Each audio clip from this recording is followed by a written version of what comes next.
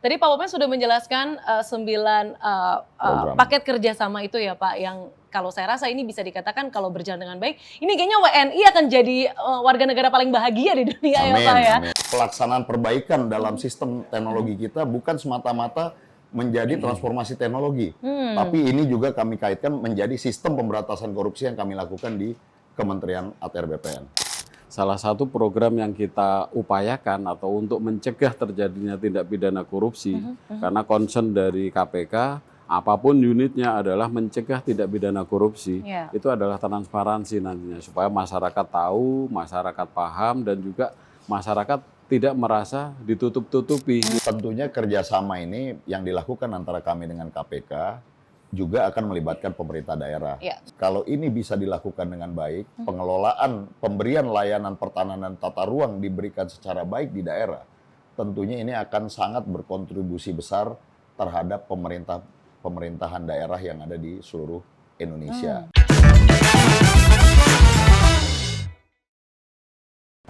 Halo Sobat ATR BPN dimanapun Anda berada, apa kabarnya? Semoga dalam situasi dan juga kondisi yang sehat tanpa kekurangan suatu apapun. Bersama Diana Valencia kembali lagi di podcast ATR BPN. Kali ini kita akan membahas soal isu yang penting dan juga terkini. Tentunya penting untuk masyarakat ketahui begitu ya, karena hubungannya dengan layanan. Nah, Sobat ATR BPN mungkin kalau bicara soal pertanahan begitu ya, mungkin ada beberapa stigma yang melekat, mulai dari prosesnya rumit, terlalu banyak pungli, ini pasti prosesnya akan panjang. Nah, Sobat ATR BPN sebenarnya dimulai dari Oktober 2025 pertemuan antara Menteri ATR BPN Nusron Wahid ini dengan KPK sebenarnya sudah ada program kerjasama yang dilakukan antara sejumlah lembaga ini untuk mempercepat layanan dan juga melakukan transformasi yang ujungnya ini nanti akan memperbaiki kualitas di masyarakat. Nah, hari ini kita akan membahas sebenarnya soal kira-kira apa saja ya transformasi besar-besaran yang dilakukan oleh KPK, kemudian ATR BPN, kerjasama dalam bidang apa? Fungsinya apa sih untuk masyarakat? Ada nggak sih transformasi itu dampaknya untuk masyarakat? Kita akan diskusikan pada hari ini. Tentu saya tidak akan sendiri, cuap-cuapnya ya. Di sini sudah ada, saya sapa terlebih dahulu yang dekat dengan saya. Ini ada Wamen ATR BPN, ada Pak Osi Dermawan. Selamat, ini kita bicara selamat pagi, siang, sore, dan juga malam Pak. Karena mungkin Sobat ATR BPN bisa dengar kapan saja. Selamat pagi, siang, dan sore, dan malam Mbak Diana. Oke. Sehat Pak Osi? Sehat, alhamdulillah. Mbak Diana sehat? Saya sehat, Mas. Sebenarnya saya agak sakit, saya pergi dulu deh Pak dari sini. Aduh, jangan harus nyelesain tugas dulu. Jangan ya. Oke, selanjutnya karena tadi kita juga menyinggung soal Komisi Pemberantasan Korupsi, teman-teman menyebutnya orang Kuningan, Pak. Nah, ya. Padahal Kuningan besar ya. Kuningan besar sekali. Saya sapa juga ini ada Pak Edi Suryanto, Direktur Korsup Wilayah 4 KPK. Selamat datang Pak Edi, terima kasih sudah hadir. Terima kasih, sama-sama. Oke, baik. Kita langsung ya, tidak perlu berlama-lama lagi. Tadi ada kerjasama ataupun kolaborasi yang tadi disampaikan. Saya mau tanya terlebih dahulu, sebenarnya apa sih, ke Pak Wamen terlebih dahulu mungkin ya Pak, hubungan tata kelola pertanahan dengan pencegahan korupsi. Di mana benang merahnya Pak? Apa fungsinya? Oke. Baik Mbak Diana. Pertama, kalau kita berbicara masalah tanah, tentunya tanah merupakan aset yang dimiliki oleh, yang menguasai hajat hidup orang banyak. Betul. Dan yang kedua bernilai tinggi. Karena nilainya yang tinggi itulah kemudian kerawanannya juga menjadi tinggi.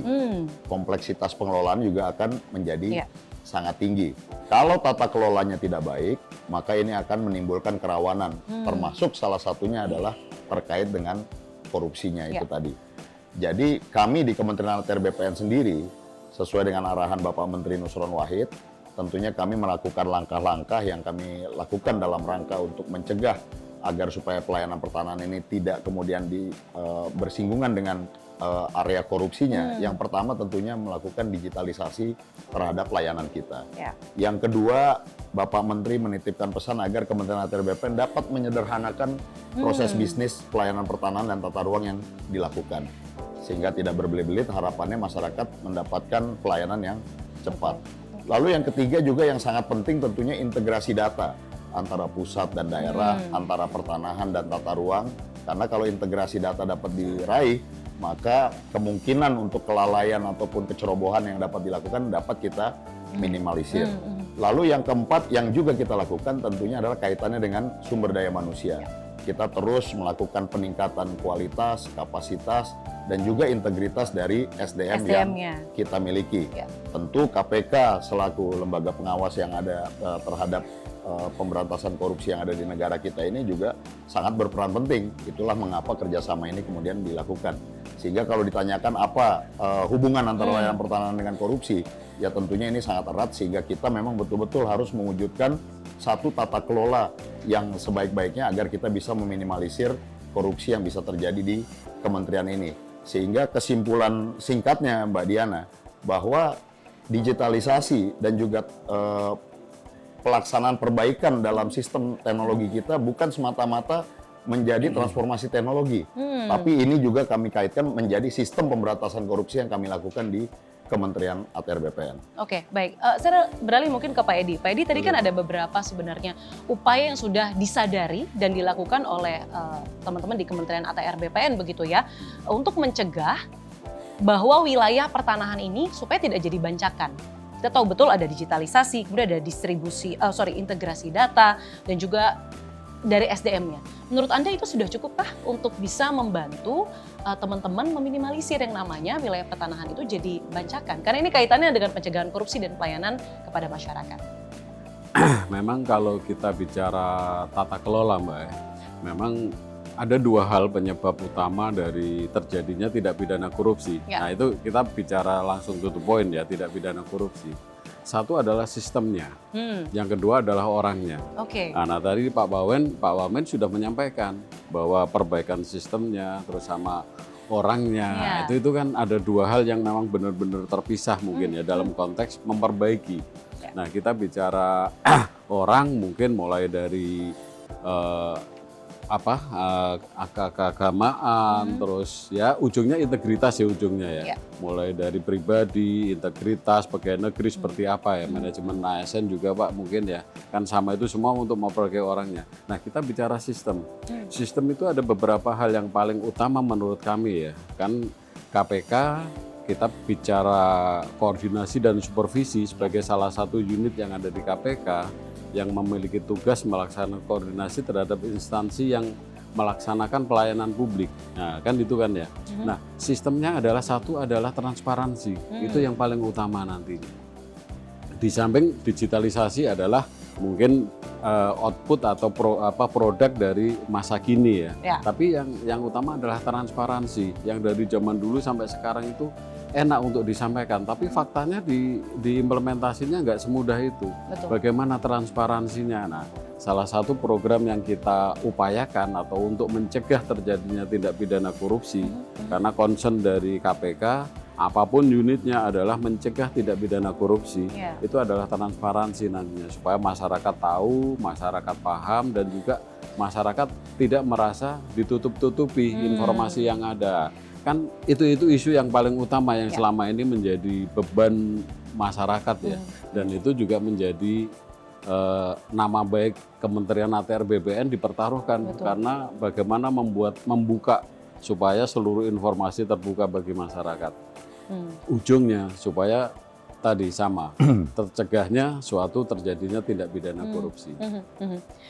Saya dapat poin-poin menarik nih. Sebenarnya kalau dari Pak Wamen tadi bahwa digitalisasi itu bukan cuma sekedar transformasi teknologi, tapi benar-benar harus menutup celah-celah yang ada, kerawanan tersebut. Kemudian tadi soal transparansi juga disebutkan. Nah, tadi kita sudah bicara kulit luarnya, bahwa memang ada komitmen-komitmen kepentingan bahwa dua lembaga ini harus bekerja sama. Tapi kita tidak boleh lupakan bahwa hidup itu tidak hanya di pusat saja, tapi juga ke daerah-daerah. Bahwa tadi sempat disebutkan bahwa pemerintah daerah ini juga harus dilibatkan begitu ya. Saya mau ke Pak Wamen lagi. Pak Wamen, ini sebenarnya apa hubungannya melibatkan pemerintah daerah untuk berkolaborasi, untuk tadi menjalankan komitmen-komitmen tadi? Mungkin bisa Anda jabarkan. Ya, tentunya kerjasama ini yang dilakukan antara kami dengan KPK juga akan melibatkan pemerintah daerah selaku eksekutor di lapangan, selaku pembina wilayah, yang juga masyarakatnya diberikan pelayanan-pelayanan pertanahan oleh Kementerian ATR BPN melalui kantor pertanahan di kabupaten kota dan juga kantor wilayah di tingkat provinsi. Nah, kerjasama ini, kalau ini bisa dilakukan dengan baik, pengelolaan pemberian layanan pertanahan tata ruang diberikan secara baik di daerah, tentunya ini akan sangat berkontribusi besar terhadap pemerintahan daerah yang ada di seluruh Indonesia. Misalnya tentunya layanan pertanahan akan berdampak erat dengan kaitannya dengan perekonomian daerah. Pertumbuhan ekonomi Pertumbuhan itu, Pak. ekonomi. Bagaimana kemudian investor mau menanamkan modalnya, berinvestasi di suatu daerah, kalau misalnya pelayanan pertanahan di daerah tersebut tidak baik, pelayanan tata ruangnya tidak baik. Tentu walaupun itu tugas fungsinya ada di Kementerian ATR BPN, tapi yang akan merasakan dampaknya adalah pemerintahan daerah. Iya betul. Lalu yang kedua termasuk masyarakat. Jika mereka mengurus sertifikatnya terlalu berbelit-belit, belum berbelit-belit, panjang prosesnya dan kemudian dikenakan pungli. Iya, satu Harus langkah mengeluarkan uang, satu langkah uang. Ekstra uang lagi. Oke. Akhirnya menimbulkan ketidakpastian, sertifikat yang harusnya bisa juga menjadi aset ekonomi bagi masyarakat, ini tentunya menjadi terdampak. Dan akhirnya dampak besarnya akan berdampak terhadap pemerintahan daerah. Dan untuk pemerintahan daerahnya sendiri, kalau misalnya dia dalam menata aset-aset daerahnya, kemudian mengalami kendala-kendala dalam melakukan sertifikasi aset negara, aset pemerintahan daerah, dan lain-lain, tentunya kemudian daerah tidak punya kemampuan untuk bisa membangun untuk masyarakatnya. Bagaimana dia menyediakan lahan untuk sekolah untuk masyarakat, puskesmas, rumah sakit, dan lain-lain yang membutuhkan keterikatan langsung dengan pelayanan pertanahan dan tata ruang. Itulah kemudian program ini dicanangkan agar juga selain pemberantasan korupsi yang bisa kita lakukan karena tata kelolanya semakin diperbaiki, tapi ini akan berdampak masif, berdampak secara ekonomi terhadap pemerintah daerah dan juga terhadap sosial dan juga politik di wilayah tersebut.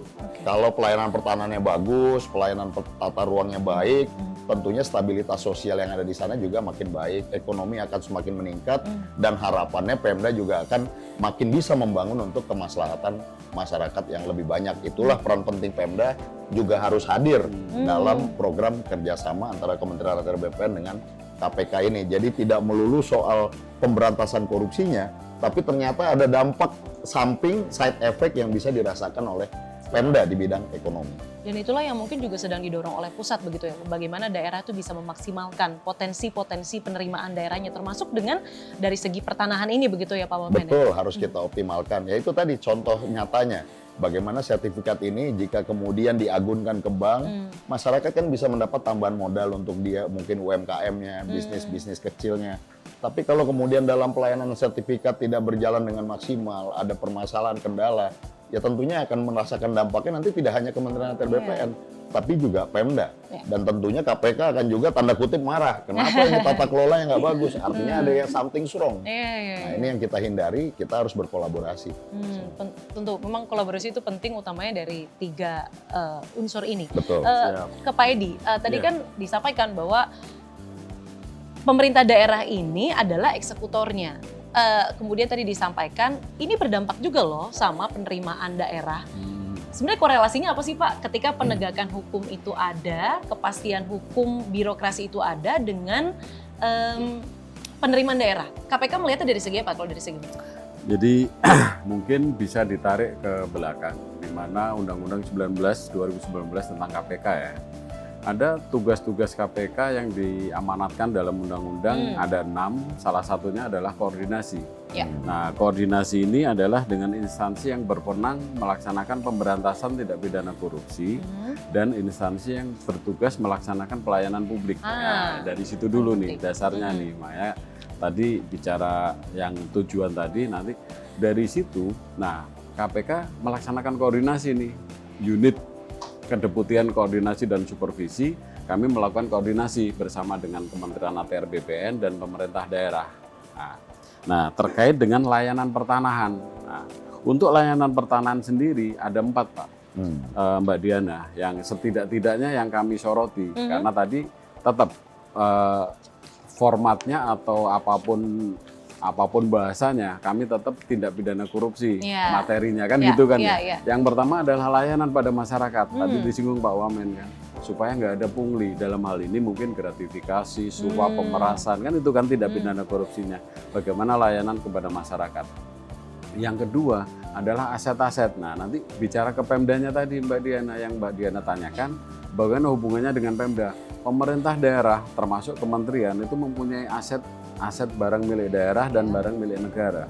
bagaimana supaya tidak hilang yang selama ini, mohon maaf, banyak oknum-oknum yang menghilangkan atau mencaplok begitu ya, baik. mungkin bahasanya malah mengkorupsi aset, bukan korupsi uang tapi korupsi aset. Nah, supaya apa? Supaya program ini mengamankan, ya sertifikasi lah. Contoh yang paling sederhana sertifikasi. Nah, setelah itu adalah nanti dimanfaatkan. Tadi Pak Wamen menyampaikan dimanfaatkan oleh pemerintah daerah supaya mendapatkan pendapatan asli daerah meningkat. Betul. Nah, itu tujuannya, itu hubungannya nanti. Jadi dengan mencegah terjadinya tindak pidana korupsi, nanti manfaat langsung dari daerah, khususnya dalam hal pengamanan dan pengelolaan aset milik daerah maupun milik negara. Mungkin Gitu, Sobat Mbak ATR Diana. BPN sampai sini sudah sangat memahami ya seberapa pentingnya kolaborasi ini, bahwa memang penertiban, kemudian kedisiplinan dalam hal penegakan hukum dan juga dari segi turunan ya Pak, digitalisasi, integrasi data ini bisa berdampak pada pendapatan suatu daerah. Nah, kita nanti akan bahas usai jeda berikut ini soal kira-kira apa sih dikerjakan? Tadi kan komitmennya sudah ada. Turunannya seperti apa? Apakah hanya kulitnya saja? Tentu tidak. Kita akan bahas usai jeda, tetaplah bersama kami.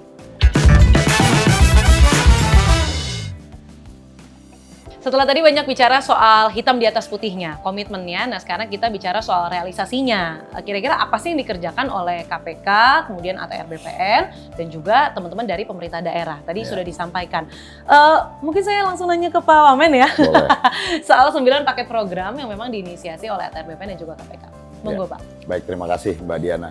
Jadi 9 paket program ini bentuk kerjasama yang kami lakukan antara Kementerian ATR BPN, KPK dengan Pemda.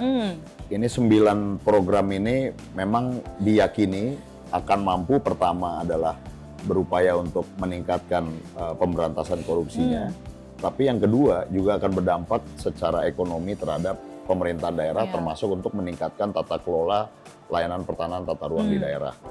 Yang pertama adalah program integrasi nomor identifikasi bidang dengan nomor objek pajak. NIB diintegrasikan dengan NOP. Tentu ini akan sangat berdampak baik terhadap pemerintahan daerah dalam peningkatan pendapatannya.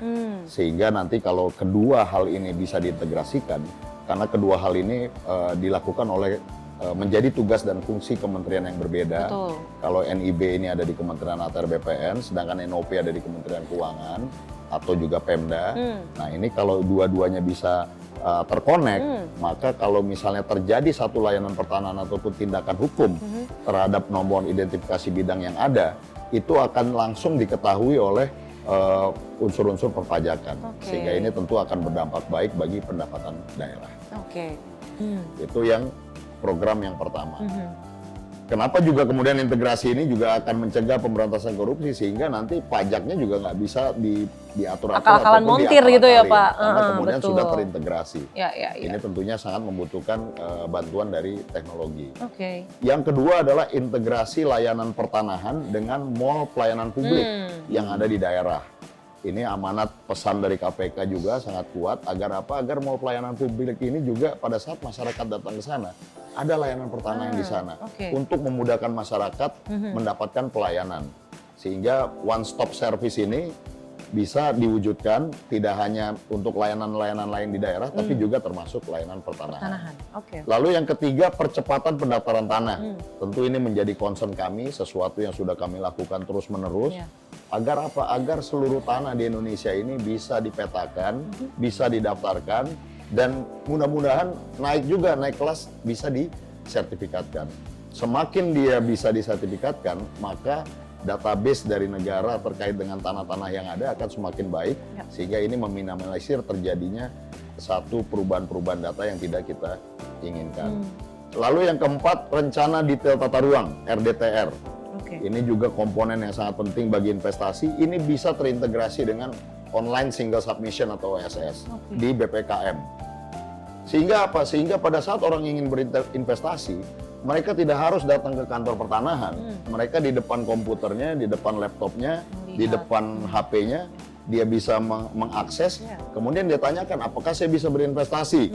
Misalnya membuka pabrik gula, apakah itu cocok dengan rencana tata ruangnya? Apakah cocok dengan peruntukan kawasan dan lain-lain? Hanya melalui RDTR yang terintegrasi dengan OSS. Ini tentu akan membawa angin segar bagi para investor tanpa harus bersusah payah Iya. datang ke kantor apapun, dia udah bisa langsung ngecek bahwa permohonan saya ternyata bisa disetujui tanpa harus bertatap muka dengan pelayan pertanahan. Lalu sensus pertanahan berbasis geospasial, atau kita bisa bahasa mudahnya nih Mbak Diana, adalah kita melakukan pemetaan Ya. terhadap tanah-tanah yang ada di seluruh Indonesia dengan basis geospasial. Ini untuk meningkatkan kualitas database kita, karena sekali lagi kunci transparansi, akuntabilitas adalah kalau kita ingin digitalisasi, ya basis datanya juga harus bagus. Oke. Karena garbage in, garbage out. Iya, Sampah betul. masuk ya yang Sampah. keluar akan menjadi Betul. sampah. Iya. Nah, kita harus perbaiki seluruh database pertanahan kita, pemetaan spasial dilakukan termasuk di daerah-daerah. Yang keenam, integrasi LP2B. Oke. LP2B ini Mbak Diana adalah lahan pangan pertanian berkelanjutan. Oke. Yang diintegrasikan dengan RDTR juga. Agar supaya apa? Agar lahan pangan pertanian berkelanjutan ini kan merupakan salah satu penyokong untuk kemampuan kita melakukan swasembada pangan, swasembada beras yang menjadi cita dari Bapak Presiden Prabowo Subianto. Tapi ini harus dipetakan dengan baik agar investor tahu mana sawah yang tidak boleh diganggu-ganggu, mana yang memang sawah bisa dialihfungsikan untuk industrialisasi dan hilirisasi. Lalu optimalisasi GTRA. Oke. GTRA ini adalah gugus tugas reforma agraria. Ini adalah instrumen yang disediakan oleh negara melalui Perpres nomor 62. Ini adalah satu mekanisme yang bisa dilakukan oleh daerah, di mana ketua GTRA ini sebenarnya para kepala daerah, bupati, wali kota di kabupaten kota, ataupun gubernur di tingkat provinsi, untuk menyelesaikan permasalahan pertanahan yang ada di daerahnya masing-masing. Karena tidak mungkin BPN daerah bisa menyelesaikan masalah pertanahan hanya sendiri. Dia tentunya harus disokong oleh jajaran Pemda, dalam hal ini kepala daerah, ada kejaksaan di sana, ada kepolisian, ada TNI, dan juga Forkopimda lainnya, Dinas Tata Ruang, Dinas Kehutanan, dan lain-lain. Nah, ini kita harus optimalisasikan di seluruh daerah. Agar apa? Agar bahwa rupanya kepala daerah punya peran penting dalam menyelesaikan konflik-konflik sengketa pertanahan yang ada di wilayahnya. Artinya tidak melulu harus BPN yang sebagai penjuru, kepala daerah pun punya instrumen itu melalui GTRA ini. Lalu yang dua terakhir adalah pemanfaatan ZNT atau zona nilai tanah. Ini tentunya kaitannya dengan appraisal, Mbak. Kalau Mbak Diana lihat satu lokasi tanah, ini harganya berapa nih kira-kira ya? Publik ingin Saya suka mengetahui. ngayal gitu sih Pak, kayak misalnya di Pondok Indah ini rumah kira-kira harganya berapa ya? Berarti Mbak Diana Gitu. kelasnya di situ Pak Edi. Amin, Kalau Pak. saya soalnya masih di pinggir-pinggir yang nyarinya. Artinya dengan adanya zona nilai tanah, kalau misalnya masyarakat, publik ingin mengetahui kisaran harganya berapa, walaupun zona nilai tanah itu tentu dipotret dengan skala yang cukup besar, tidak memperhitungkan misalnya ini jalan raya harganya lebih mahal. Tapi ini paling tidak kalau ini juga dilakukan di daerah-daerah, maka masyarakat publik akan mendapatkan keterbukaan informasi terkait harga. Tidak mudah kemudian untuk diombang-ambing oleh mafia tanah ataupun calo-calo yang tidak bertanggung jawab, mematok harga yang besar dan lain-lain sebagainya. Dan terakhir tentunya konsolidasi tanah, ini biasanya dilakukan di kota-kota besar, daerah-daerah kumuh, misalnya bersepakat di satu komplek itu, mari kita perbaiki wilayah kita, lalu dibangun satu hunian apartemen ataupun rumah susun yang lebih bersih, lebih nyaman untuk daerahnya. Ini dilakukan melalui mekanisme konsolidasi tanah.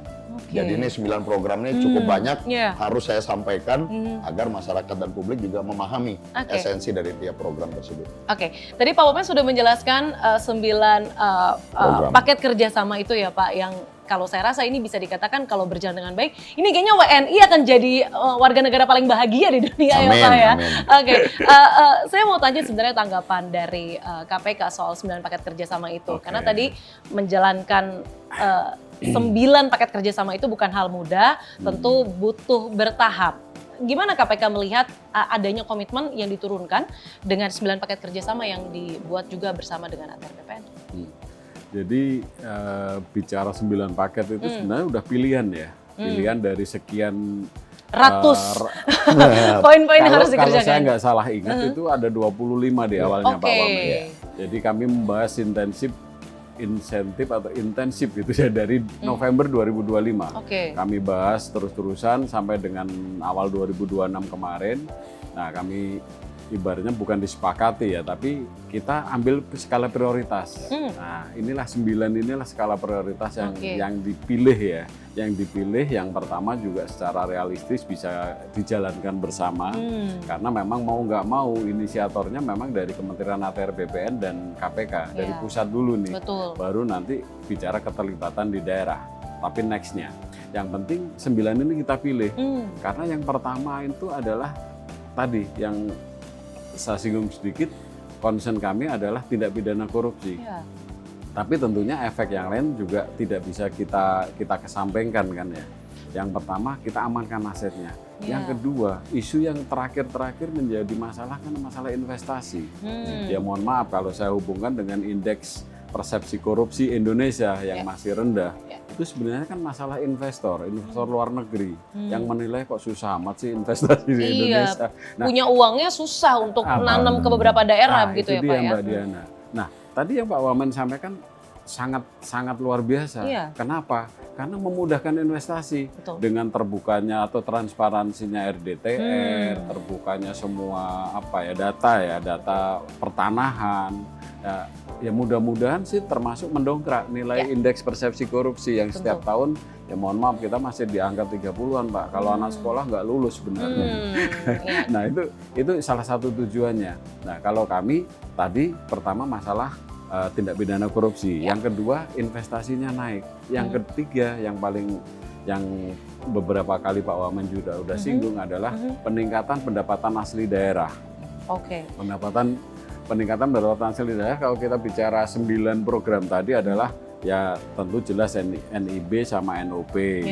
Terus masalah sertifikasi itu juga dengan dikuasainya aset dan jelas legal formalnya atau mungkin istilah kami pengamanan hukum dan administrasinya Pak dengan sertifikat itu Pemda bisa kerjasama mungkin menyewakan atau bangun BGS ya, bangun guna serah, itu kan dapat penghasilan Pemdanya. Nah, itu contoh. Jadi 3 hal yang menjadi perhatian kami dengan 9 program tadi adalah satu adalah terjadinya pengamanan aset, yang kedua meningkatnya investasi karena transparan, dan yang ketiga adalah pendapatan asli daerah meningkat. Nah, itu 9 program itu yang kalau dari sisi kami itu.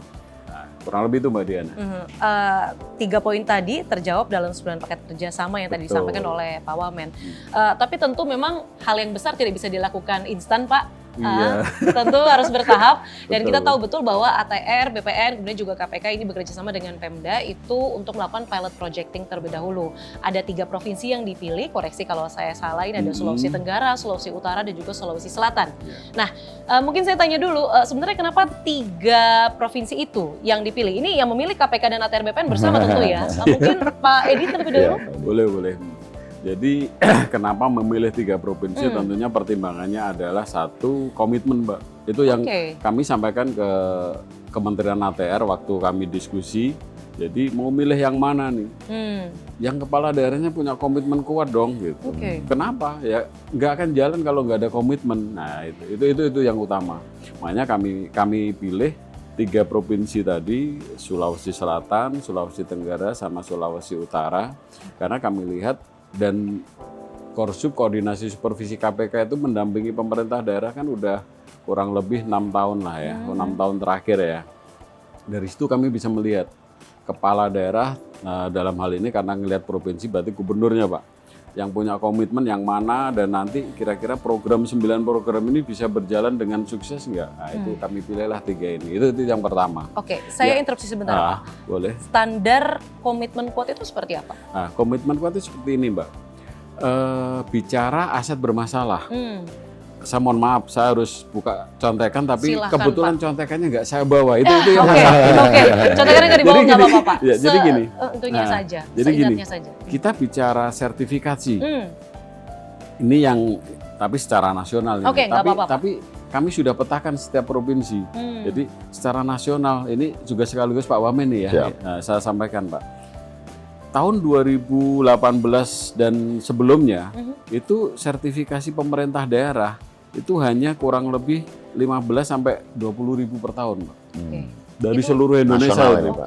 Itu dari seluruh Indonesia ya, nasional, Pak.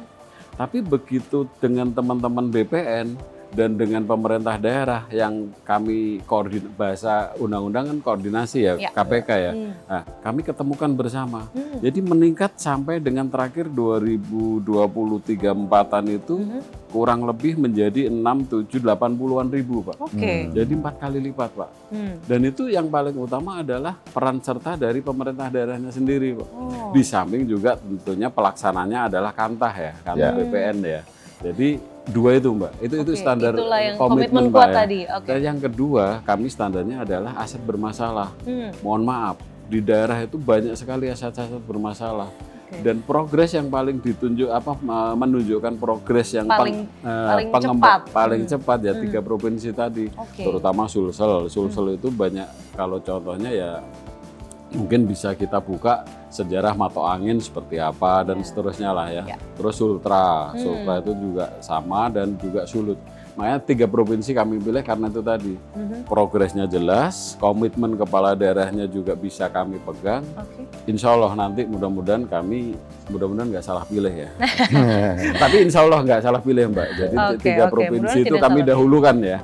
Bukan hanya itu, tapi kami dahulukan. Mungkin nanti dengan teman-teman Kementerian ATR Pak Wamen. Tentu. Karena memang sekali lagi pilot project ini juga jadi wajah pertama begitu ya untuk pengejawantahan 9 paket program tadi begitu ya. Saya mau singgung sedikit soal peran masing-masing pihak karena kan tentu kolaborasi ini dilakukan, ada 9 paketnya tadi sudah jelas sekali turunannya. Kemudian juga ada penjelasannya kenapa 3 provinsi tadi yang dipilih begitu ya. Peran masing-masing pihak seperti apa sih Pak? Mungkin dari Pak Edi dulu soal peran KPK dalam 9 paket tadi seperti apa? Secara garis besar dulu Pak. Sesuai dengan tugas kami Pak, tadi kan melakukan koordinasi Mbak.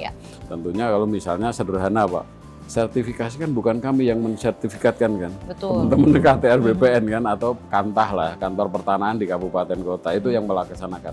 Tapi tugas kami adalah melakukan koordinasi. Hambatannya apa sih selama ini sertifikat kok, terutama sertifikat yang kalau kami concern kan karena masalah aset pemerintah, berarti sertifikasi aset tanahnya Pemda kan ya. Selama ini kenapa sih kok lambat banget atau lama atau mungkin sedikit yang bisa disertifikatkan, kendalanya apa di pemerintah daerah? Nah, setelah tahu kami masalahnya, kami gali permasalahan, terus kami datang ke Kantah BPN, apa sih kendalanya? Nah, kami pertemukan, itulah fungsi koordinasi kami, Mbak. KPK di situ. Di situ peran kami. Nah, termasuk dari 9 program tadi, MPP selama ini tujuan kenapa pelayanan pertahanan harus ada di mall pelayanan publik tadi Pak Menteri sampaikan program yang kedua itu kan ya. Kenapa? Karena untuk transparansi.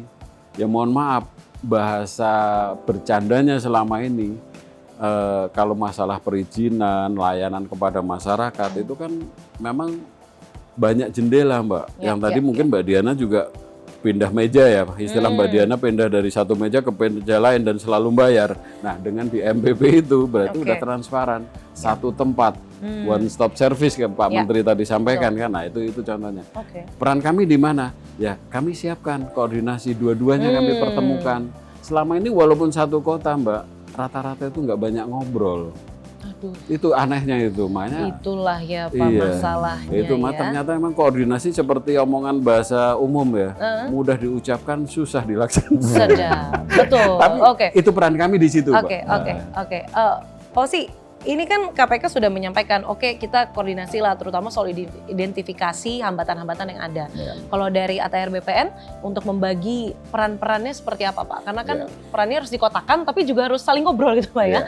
Jadi Mbak Diana, pertama 9 program ini sebenarnya adalah tugas dan fungsi yang rutin dilakukan oleh Kementerian ATR BPN. Dengan adanya kerjasama ini, yang ditingkatkan adalah semangat kolaborasinya, sama ada akselerasi percepatan yang bisa kita lakukan. Sehingga pemerintah daerah, kami dan KPK berkomitmen di situ yang tadinya bisnis as usual, bisnis proses yang rutin dengan dukungan dari KPK, masukan dari KPK, masukan pemerintah daerah, sehingga ada percepatan di sana. Jadi ini yang membuat kami di Kementerian ATR BPN kalau terkait dengan 9 program ini, tentu kami yang sebagai pengampunya untuk pelayanan ini semua. Kami di pusat dan di daerah ada tangan-tangan kami melalui BPN di kabupaten kota dan provinsi. Ya. Dengan sinergitas ini, dengan semangat kolaborasi ini, dan sudah dilakukan di 3 provinsi ini, Sulawesi Utara, Sulawesi Tenggara, Sulawesi Selatan, sudah dilakukan kick off di sana juga. Dan saya mendapatkan laporan dari tim yang melaksanakan ini, alhamdulillah hasilnya juga sangat baik. Progresnya nyata, real, tiap daerah mensupport kegiatan ini karena mungkin pemerintah daerah juga merasakan bahwa dampaknya ini akan ada bagi mereka. Selain tentunya kita berusaha meminimalisir korupsi yang bisa terjadi. Jadi artinya orkestrasi yang kita lakukan dengan KPK di level pusat, kemudian diimplementasikan di daerah, karena di daerah ini ya Pemda dengan BPN daerah sebagai eksekutornya di lapangan. Inilah tadi yang tadinya mungkin jarang ngopi bareng, bisa kita dorong untuk sekarang ya Pak, ngopi bareng kita. Bisa istilahnya berkomunikasi lebih intens lagi. Ya pasti sudah ada komunikasi, tapi dengan adanya program ini akan semakin bersemangat dan mudah-mudahan selain 3 provinsi ini ya tentunya akan menyasar ke daerah-daerah lain dan tempat-tempat lain, tapi kita akan sangat senang kalau 3 provinsi ini hasilnya baik, kita makin bersemangat untuk daerah-daerah lain. Ekspansi ya Pak? Ekspansi. Jadi di pusatnya itu menyediakan sistem dan regulasi teknisnya, kemudian pemerintah daerahnya juga siap mengeksekusi di daerahnya, dan KPK juga menjaga, dalam tanda kutip POV orang ketiga begitu ya, sambil terus berkomunikasi dan masukan, pengawasan, monitoring. Oke, baik. Usai jeda nanti kita akan hadirkan orang-orang yang dari tadi kita bicarakan Pak, mungkin sekarang kupingnya sedang panas, yakni pemerintah daerah yang menjadi eksekutornya. Nanti akan kita hadirkan usai jeda, tetaplah bersama kami. Dampak yang kami dapat itu, kalau nanti ini salah satu GTRA kita ini yang bahas kemarin ini nilainya 1 triliun Mbak. Kalau ini nanti kita bisa berhasil untuk sertifikasi sana ke provinsi, itu sebuah capaian yang besar yang dimotori oleh BPN, ATR, dan KPK pendampingan. Tentu kami yang dapat manfaatnya. Sampai saat ini Bapak Gubernur terus memonitor implementasi di 15 kabupaten kota yang ada di Sulawesi Utara. Nah, ini tentu langkah yang sangat strategis yang diinisiasi oleh Kementerian ATR, BPN, dan KPK dalam rangka mewujudkan good governance. Nah, dari sisi kami tentunya harapan yang paling utama adalah meningkatnya pelayanan publik. Dan juga meningkatnya pengelolaan aset, khususnya aset tanah ya. Bahwa 9 program kerjasama kami dengan KPK dan juga seluruh pemerintah daerah ini tentu sejalan dengan apa yang menjadi harapan dari Bapak Presiden Prabowo Subianto untuk menghadirkan satu pemerintahan yang bersih, yang akuntabel, tapi juga memberikan kemudahan bagi masyarakat.